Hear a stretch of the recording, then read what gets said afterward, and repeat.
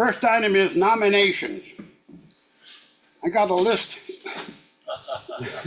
that long of candidates. So far, what we have is Tom Wenzel has agreed to serve another tour of punishment as secretary. He's only running. Anybody who wants to compete can also volunteer to run. The election is next month. And John Ziegler has agreed to move up from vice president to serve as president if nobody else steps up to be president or presidential candidate. Tonight notwithstanding. Motion made to go ahead and hold the election of those officers. What's that? The election is held and ratified. They're now the officers. Don't let them curtail your Shanghai. power, Barry. Our election. You fight for it, Barry. Okay, 2025 dues.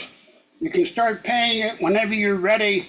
The dues have to be paid by the February meeting, so you got plenty of time. And I bring it up only because we've already had one renewal. Barry, what are dues this year? What's the price? $30, Oh, it didn't change. same as last year. Thank you.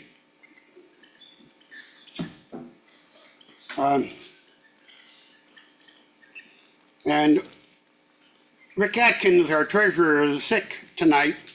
And so it was passed on to me by John Ziegler that there's a $3,400 balance in our checking account,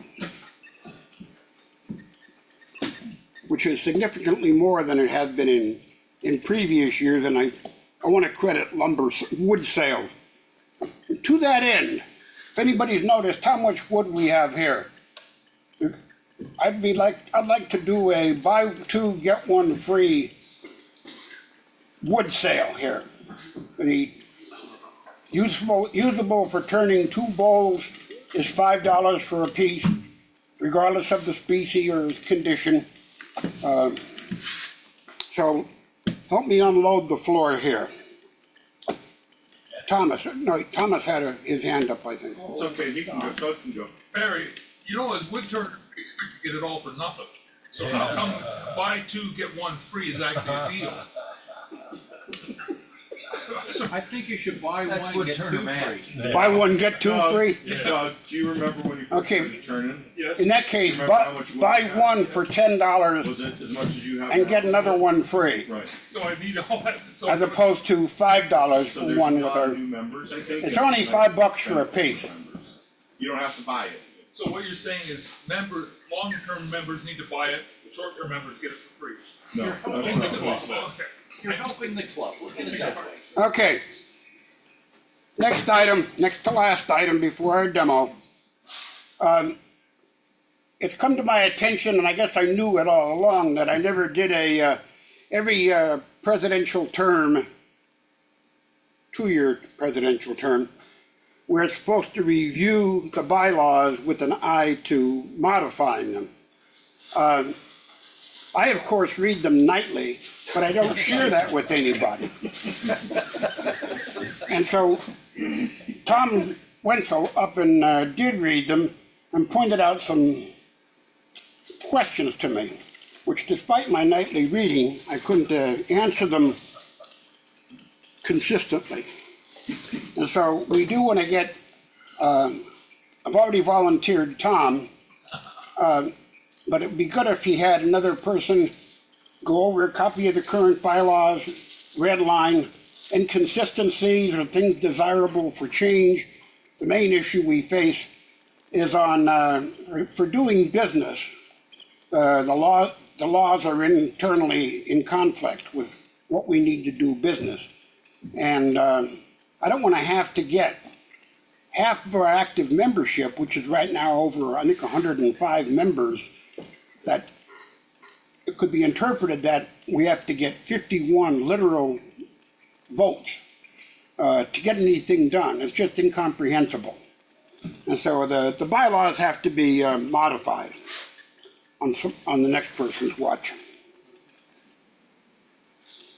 And the final item I have is I contacted a number of IRD people, uh, including Lyle Jameson, who's been responding to me, to get their price and their listing of things they can teach. And so far, I got about each of the IRD people that have responded to me have in their catalog anywhere from 3 to maybe 7 remote demonstrations, live remote demonstrations that they can put on. Nobody has a concern about the audience size other than Zoom, I think, has a limit of 99 or 100 people that can be on a regular license. And so that would probably be our limit. Susquehanna Club has agreed to go 50-50 with our club. And I would be inclined to say members do not have to pay anything for it. The rates I've been getting were as low as 300, and the highest so far was Lyle Jameson at 400, which surprised me. It was only 400 actually. But that comes down like between 170 or so and 200 for each club. We can do a number of demonstrations with next year with that kind of costing. Doug. Barry, do you know how many people regularly attend between Zoom and this room? Attend on Zoom for a regular meeting? For regular meetings, about how many? Just a rough ballpark. 17 there now. There's 17 online right now. We seldom have more than 22 or 23 in here. Right. So Susquehanna has similar numbers. Yeah, we wouldn't even close to say 50. Right, and there is That's what I was trying to figure out. Thank you. there are 2 clubs in our time zone that meet on first Tuesdays at 7 o'clock. I know this has been brought up to me with what does it matter if it's going to be where anybody can join in. Well, if I get a club, I like the idea of if people want to come and sit and watch it here on the TV, and you're talking more directly to the demonstrator than being at home in your bark lounger or whatever. And it's more inducive of asking questions and interrupting the demonstration. And so I was going to be reaching out to one or both of those clubs on would they care to go 3 ways with us in Susquehanna on a demo that would be the same time period and the same proviso that they're responsible for their club's third, our officers are responsible for our club's third, and so on. Barry, you may want to run that by the demonstrators also, because some of them don't like club sharing. I already have on those who have responded to me, and they basically, that's only 3 actually, that have responded to me with any kind of questions or anything.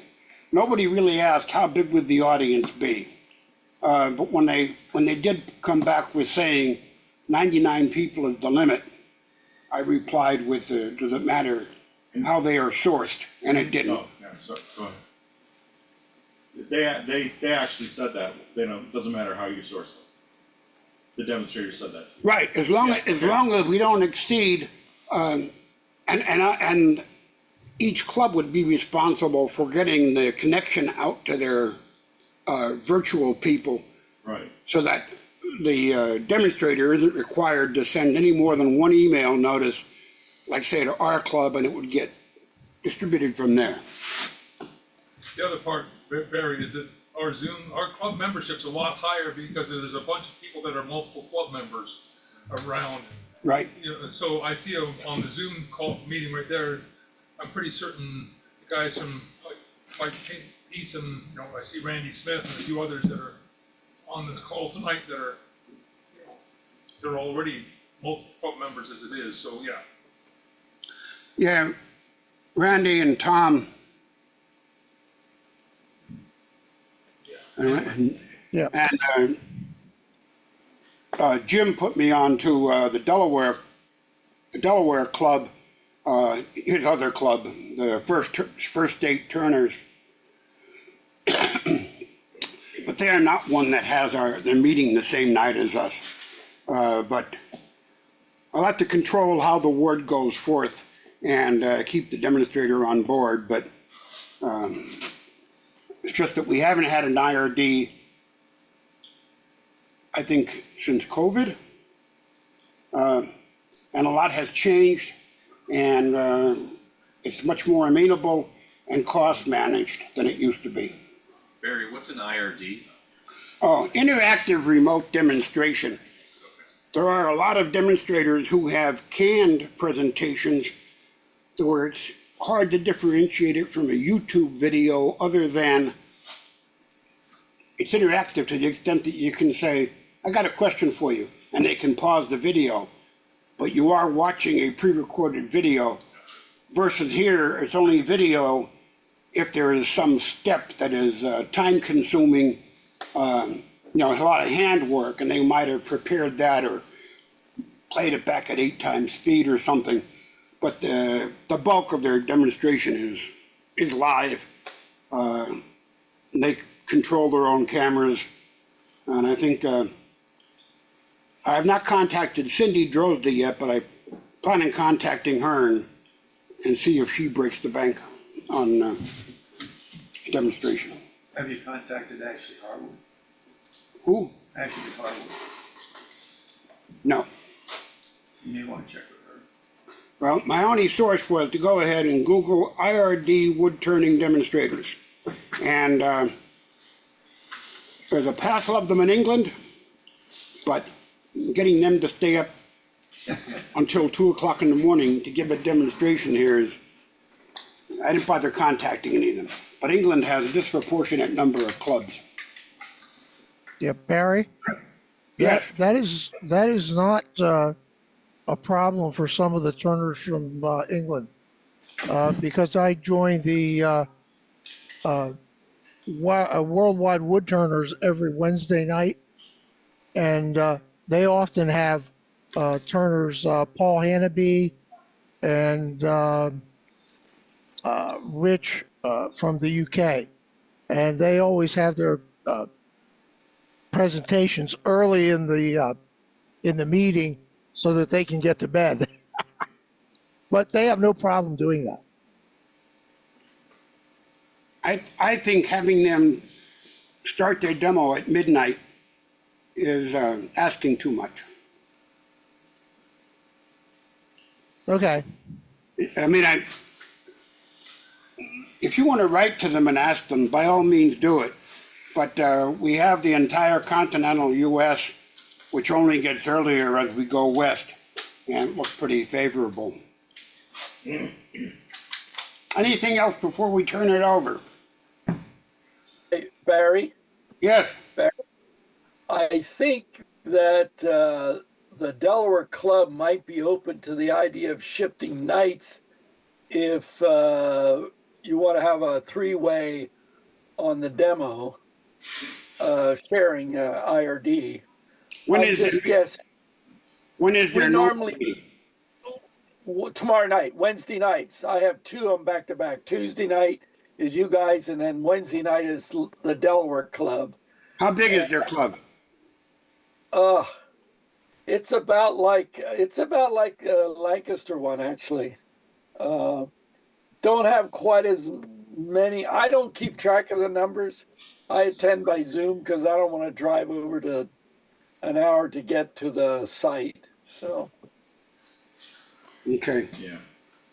Okay. Well, it'll be in somebody else's hands next year. I'm just trying to lay the groundwork here so that the next year's officers can hit the ground more or less running.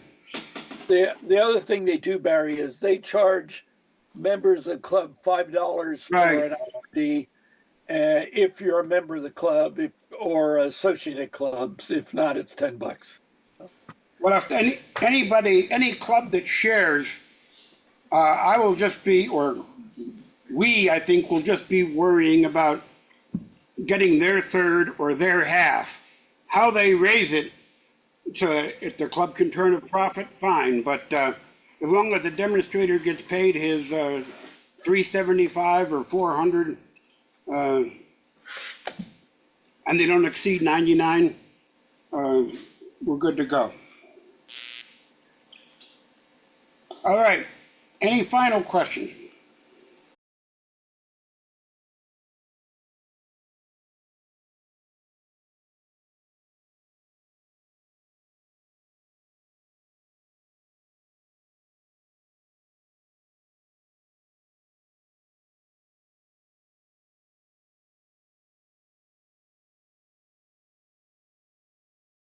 Show and tell, challenge, and in my case, jigs and fixtures, tips and tricks. Do we have anybody out there on? Okay, first, I have been madly making pen blanks for the last Better turn off your screen. hang on a minute. Turn off the background. was it just me or was he holding up a blanket? He was holding up some plastic bags full of pen blanks. He only got them halfway to his face. Oh, Yeah.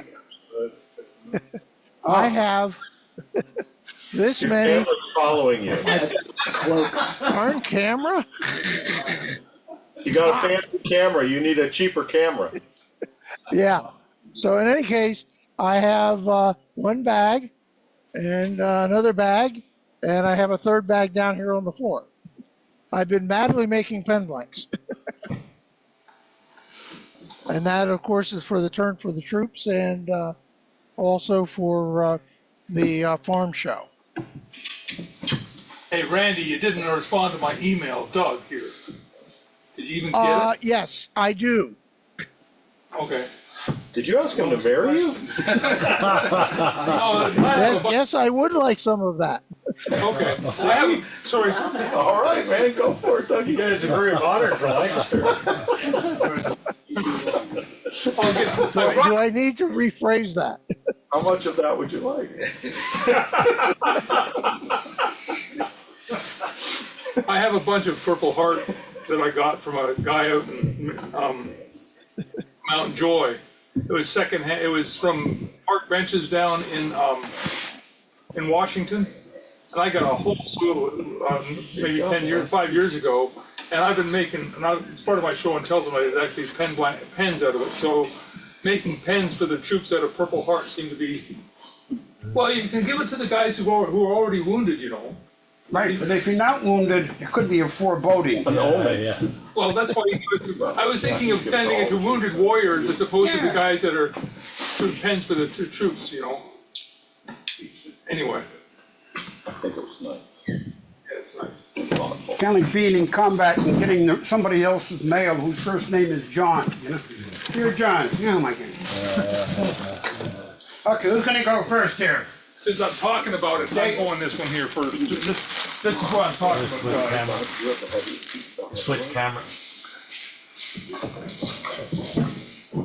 My daughter's getting married, and so I made, and one of the things I made out of was out of Purple Heart. So what I've actually done is made a whole slew of Purple Heart pens to give away to the wedding party and a few other people, guests of honor. So it's just after whatever. It says there's a huge.